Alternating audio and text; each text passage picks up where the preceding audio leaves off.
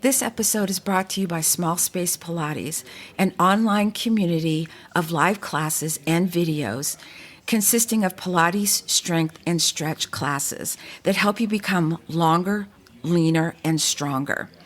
Small Space Pilates is an online community where you don't have to be perfect. You can wear your comfy clothes and turn your space into your own personal fitness studio.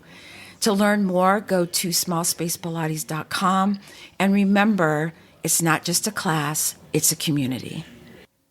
Welcome to the Sisters in Service podcast. My name is Kat Corchado, also known as the voice connecting women veterans nationwide. This podcast is for anyone connected with the military, from veterans, male and female, military spouses, military brats, even parents who may have children who are in the military. As an Air Force veteran, I understand the trials and triumphs that women veterans go through in service and out of service. And so I wanted to find a way that I could put it out there into the airwaves and let everyone know what we're going through and find a way and a solution to what's happening to us in the service. I also like to highlight these women who are business owners, they're entrepreneurs, they're bosses in their business. And so I hope that you will follow me, you will share, and you will subscribe to this podcast, which comes out every week on Tuesdays. And as always, please stay safe, take care of each other until next time. And it's never too late to start your impossible. Welcome, everyone, to another segment of the Sisters in Service podcast. You know me, I'm Kat Corchado, I'm your host. And my guest today is Vedia Barnett. Now, you know what I'm going to say. I say this on every time I do a podcast, but if you don't know her, you should. So Vedia Barnett is the senior campaign representative of the Sierra Club's Military Outdoors program. She helps create programs and partnerships with organizations and elected officials to remove access barriers, preventing service members, veterans, and their families from experiencing the therapeutic benefits of nature. And yes, I did read that because it was too much for me to remember. Vedia is also a disabled Air Force veteran and an advocate and community activist who was inducted into the 2018 Charles County, Maryland NAACP Hall of Fame. Superstar. Hi, Vedia. Hey, Kat. Thank you for having me. I'm honored. So thank you. Absolutely. So I know that you're an Air Force veteran. Did you pick the Air Force or did the Air Force pick you? First of all, Air Force veteran, whoop whoop, because we don't get props. We don't. Actually, I think it was a twofold thing. At the time, we're talking about back in the 90s. I had just had a baby at 20. I just turned 20. And I really didn't see a way to provide for my daughter and for myself. But my dad was a Marine. My mom is a Marine, uncle Navy recruiter. And so they just were like, hey, this is a great way for you to not only provide for your daughter, but also have health insurance, learn a viable skill you can use when you get out. And so I think it was twofold. I think the Air Force was calling me because I absolutely loved portions of my job in the Air Force. But I also picked it because I thought it would be the best choice as a young single mom. Absolutely. Because I was going to ask you, okay, you had Marines in your family and Navy in your family, but you went the other way. You went to the dark side, Vedia. I'm just going to say. Yeah. And it's so funny. My daughter recently got out of the Coast Guard. She did 8 years in the Coast Guard. So she went totally different from everybody she went else. Totally opposite. Yeah. I know what you mean. I kind of went the same way, but my dad was Air Force, so I was born into the military. Mm-hmm. And, when you're young, I was, I think, 22 when I went in. So I was kind of late, y'all, just saying.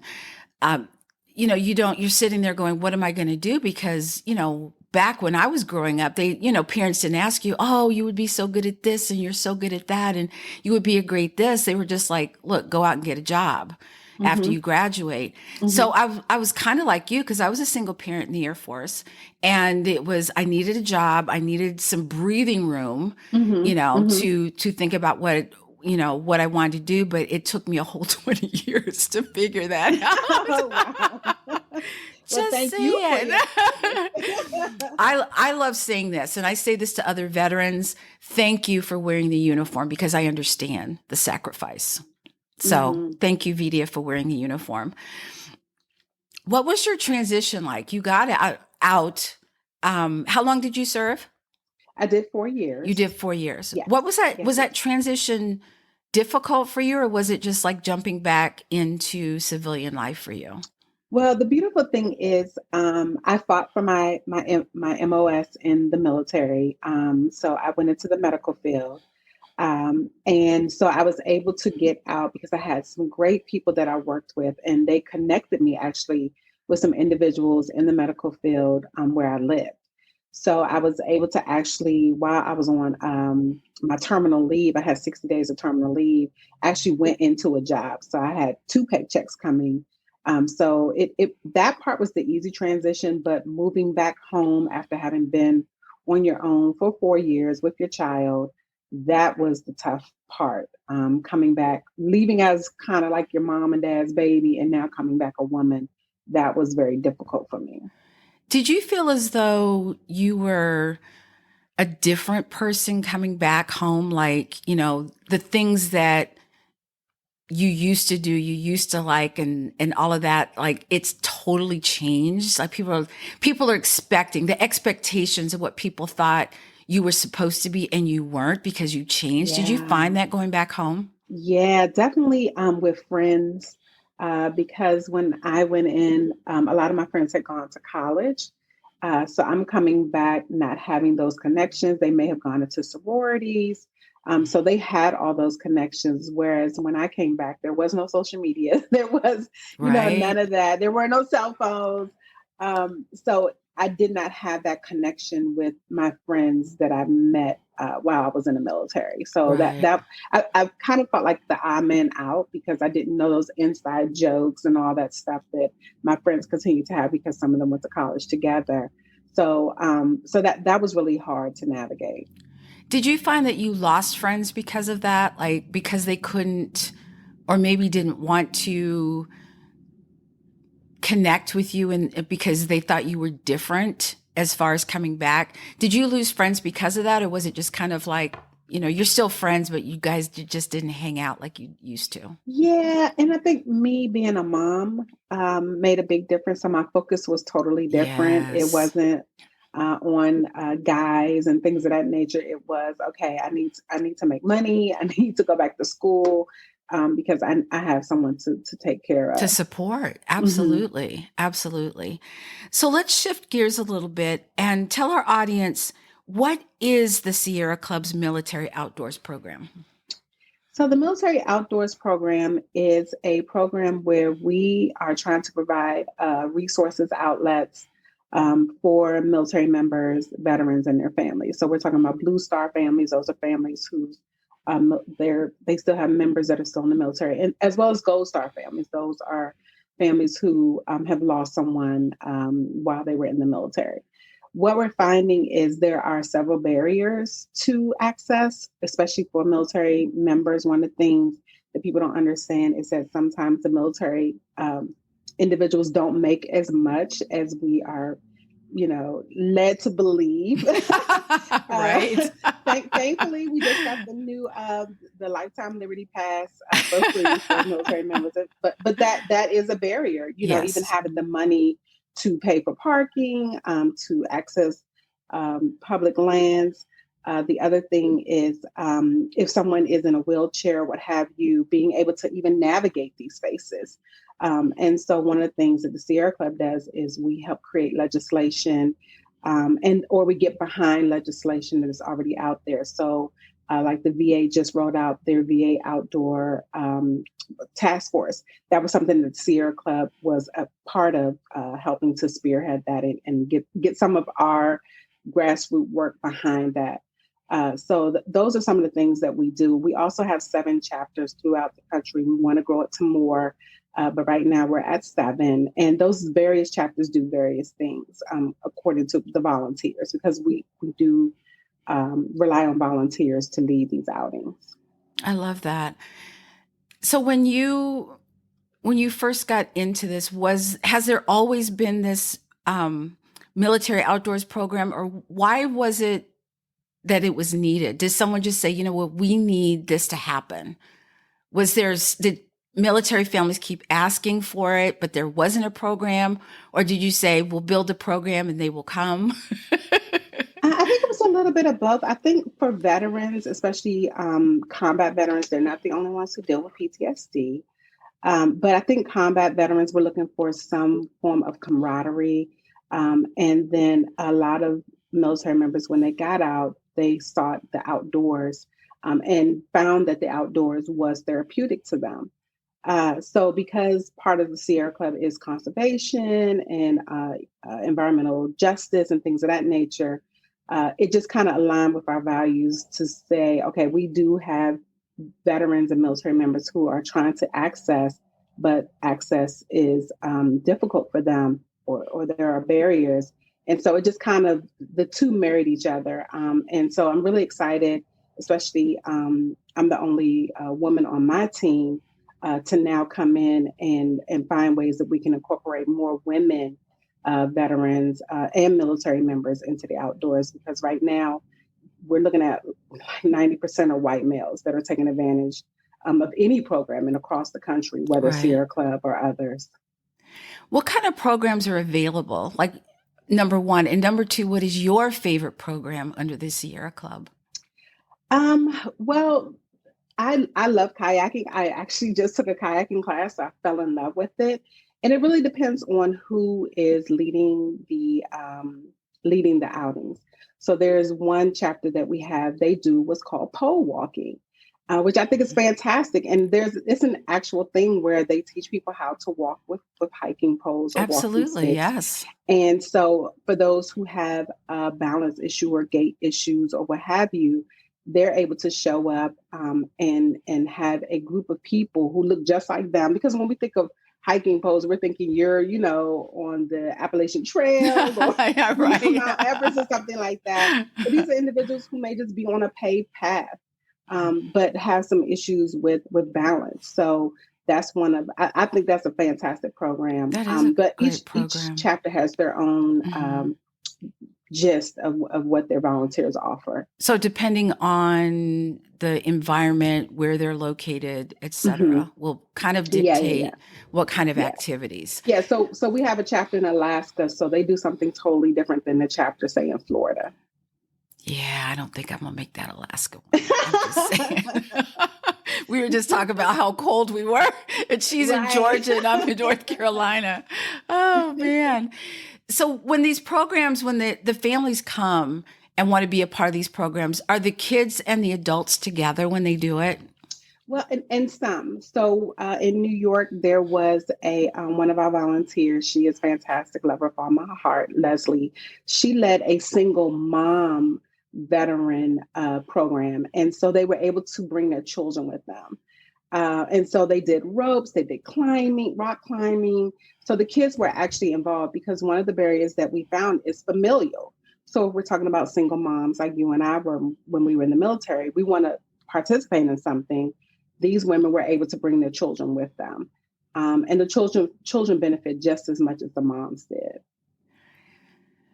So tell us about when you actually got involved. Like, how did someone tell you about it? Did you find out about it? And tell us that story. So the Sierra Club actually found me. I was an intern at George Washington University, finishing up my master's degree, and I saw an internship for the Sierra Club Military Outdoors Program. So I applied, and after applying and working on the program, I was someone informed me that this position was available. And I went through a rigorous process of several series of interviews. Hundreds of people applied for the position. So that's how I found out about it. Prior to that, in 2019, I actually experienced a stroke due to PTSD. Oh my goodness. And I was team do too much at the time. But being outdoors was therapeutic to me. And that's how I got back to walking, being able to walk unassisted. And once I found out about the Sierra Club, it was a match literally made for me. It's the perfect job. I wake up every morning excited about my job because I want to be able to give veterans and especially female veterans what I got from being outdoors. Well, that's a phrase you don't hear very often. I love my job. I love what I'm doing. And, you don't get to hear that very often. Mm-hmm. So for someone who's listening and they might be in an area where they might not have access to a Sierra Club, how do Mm-hmm. you start one? How do you go about doing that? Or can you? Well, so one of the beautiful things is we have partnerships. So some of the groups that we support or align ourselves with is we have Outdoor Afro. So that is a group that is trying to get more African Americans, Black people outdoors. There's also Latino Outdoors. So we partner with various organizations. So if we don't have something, we make sure to let individuals know, hey, these are groups in your area. There's also there's another summit, which is like in New York. They're New York specific. So there's various groups around the country that individuals can go to. Or if they want to start one, like there's Outdoorsy Black Woman. That's a group where Black women are doing everything from camping to van life to skiing, surfboarding. There's groups for Black women that surfboard. So we do make sure if we don't have chapters in areas, we provide information where individuals can find like-minded groups for them.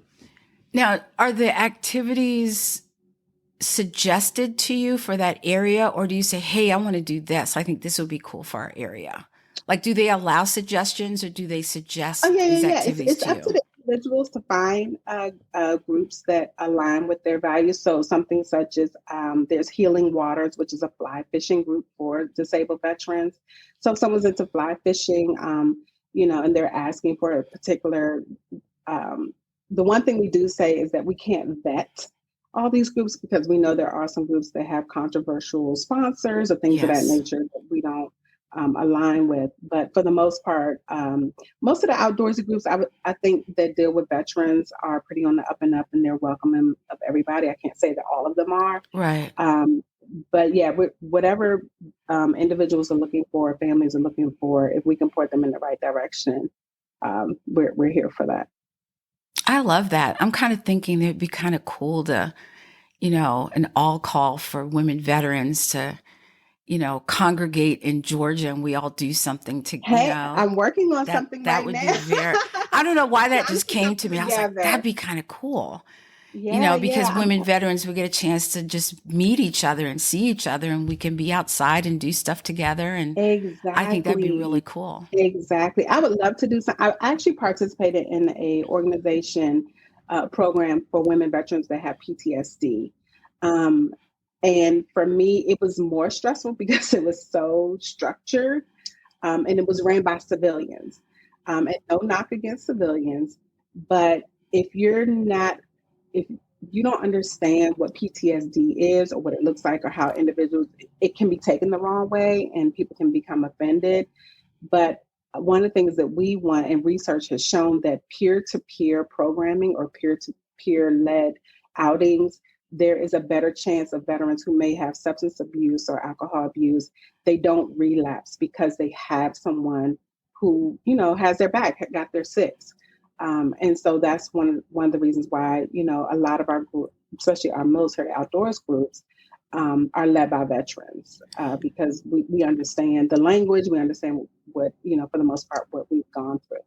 Absolutely. You don't have to pretend like you speak the language. You just, a veteran is a veteran is a veteran. Mm-hmm. It doesn't Mm-hmm. matter what branch. If you're surrounded by veterans and you have, I don't know, a moment, whether it's emotional or Mm-hmm. whatever, these other veterans are going to surround you and say, we got, like you said, we got your six, we got you. Mm-hmm. Mm-hmm. You don't, no explanation needed. You don't have to, I just love that part that when veterans finally, especially women veterans, Mm-hmm. when we finally understand that where we're at is a safe place, it's beautiful. I mean, it's a Exactly. beautiful thing to see. It is. I also noticed that you are a 2-time triathlete and 2-time marathoner. Oh my. So many moons ago. Well, I was like, wow, triathlete. So let me ask you this. Being a Mhm. triathlete, what was your favorite part of that? Was it the biking, the swimming, the running? Ooh, good question. Swimming was my least favorite. Um, I would say the biking because with biking you get further faster, so you can see more. Running is definitely a mind game, and yeah, swimming was the hardest because I actually took swim lessons at the age of 40. That was my birthday gift. After seeing my children at the beach and they're swimming like Right. mermaids, You're and on here the I am. beach. You're like, I Right. want to be in the water too. Right, right. And I'm on the water with the people who have toddlers.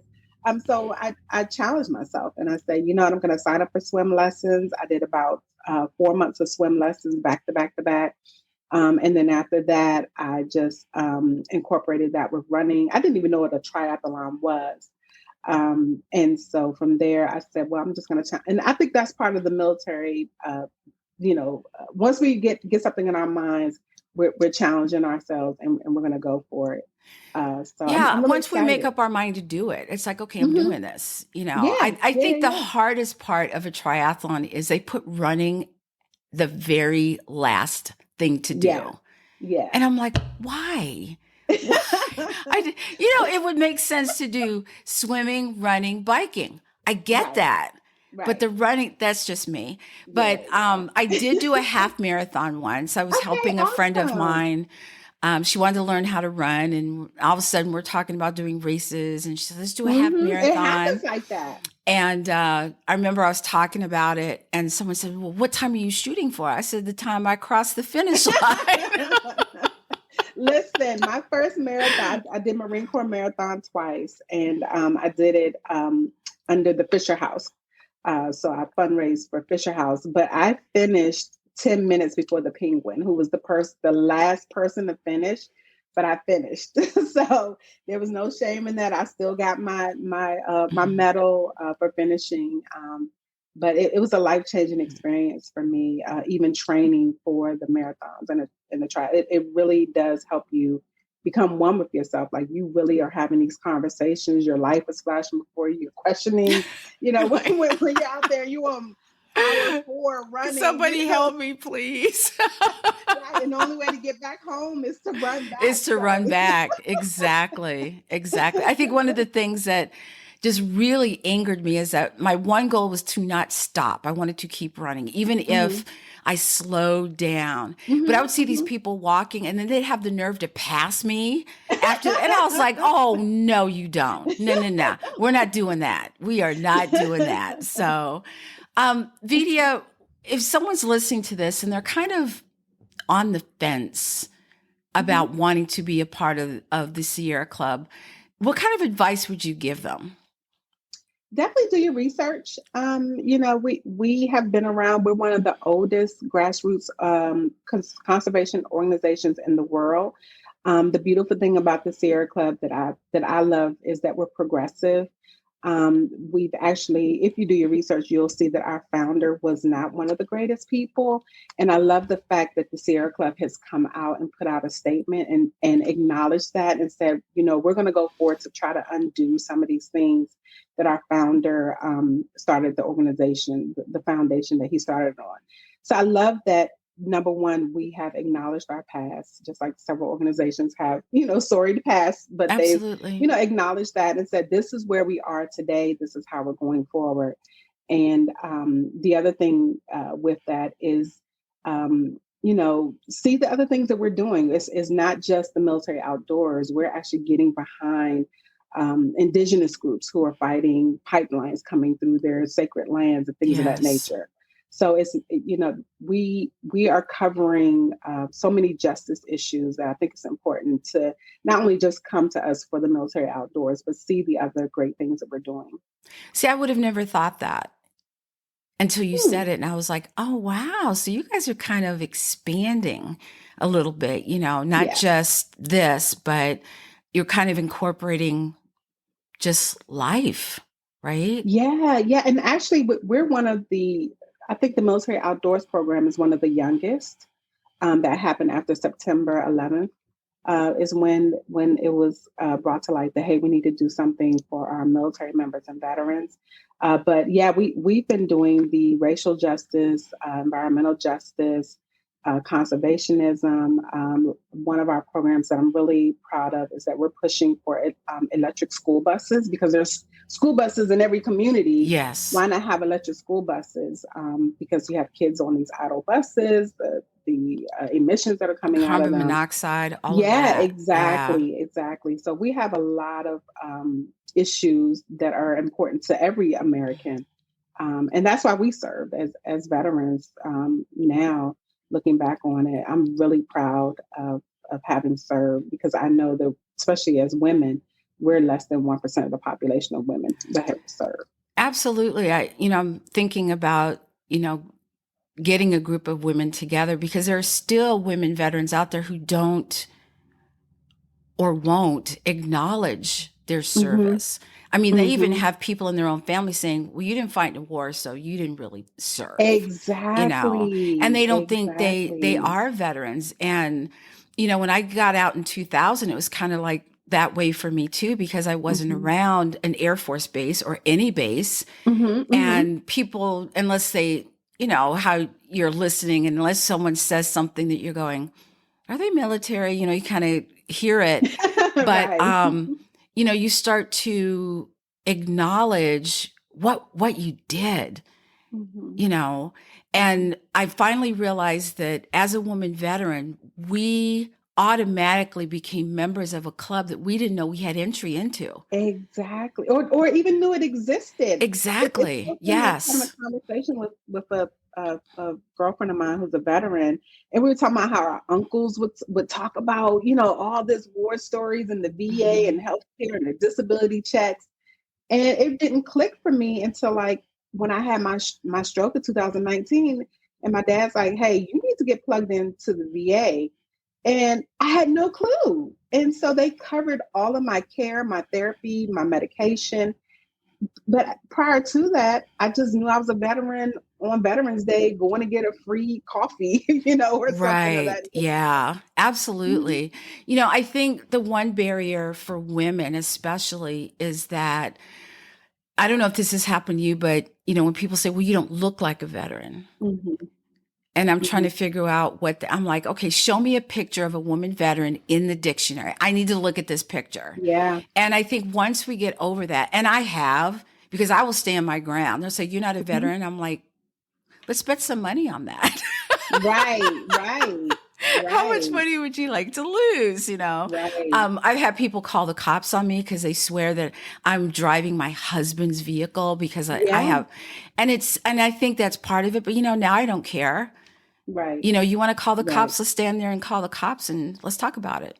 Yeah, when I lived in DC, I would go to Congress when they were in session. They were talking about the veterans and programming, and I would go there. And there's all these old guys with their various legion and what have you, their hats on.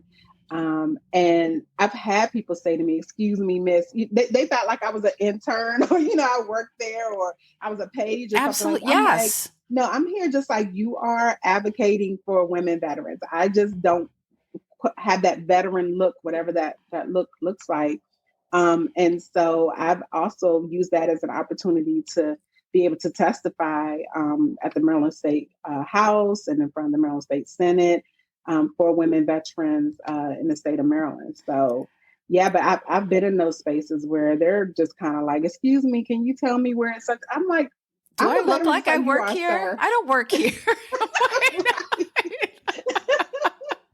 But, to your point, I think that's important in every state. Why can't they have a segment where women veterans come in and speak about those things that are necessary Mhm, where they're living right now? How mhm. come we don't have this? I'm still up in arms about Veterans Day, where especially in North Carolina, you don't see a female veteran on Veterans Day on Nope, television. nope, There are no nope. stories about women veterans Mm-mm, on mm-mm, Veterans Day. nope. And I think that's horrific, you Yeah. know? And in some places they've even Veterans Day is no longer like a holiday where kids are off. I remember being in parades on Veterans Day, and Yes. it's not even respected to me anymore. And then when we talk about women veterans, that's a whole other conversation. But that's why I'm here to, have that seat at the table, bring my chair to the table, and advocate, Let's have a especially for women discussion. veterans. Let's Yeah. talk about it, Hmm. because it's going to stay the same until people start making noise, i.e. me. I'm okay. I'll make noise. I don't care Right. anymore. At my age, I'm just like, what? What do you know? Vedia, it's been a pleasure having you on. If someone wants to know more about Sierra Club or they need to contact you, what's the best way for that to happen? Well, if they want more information about the Sierra Club, they can go to sierraclub.org. And if they want to email me, my email is Vedia, Vedia, Barnett, Barnett, at sierraclub.org. Well, thank you, Vedia. I feel like we could just keep going with this conversation, talking, about this in particular, because it's one of my passions, is speaking about the things that women veterans go through, which is why I started this podcast, but also to get us front and center and break that, whatever that picture is of a veteran, that it should be a man and a woman, or a Right. man or a woman, Right. But for everyone listening, thank you for tuning in. And I'm going to say, please stay safe, take care of each other. Until next time, and it's never too late to start your impossible.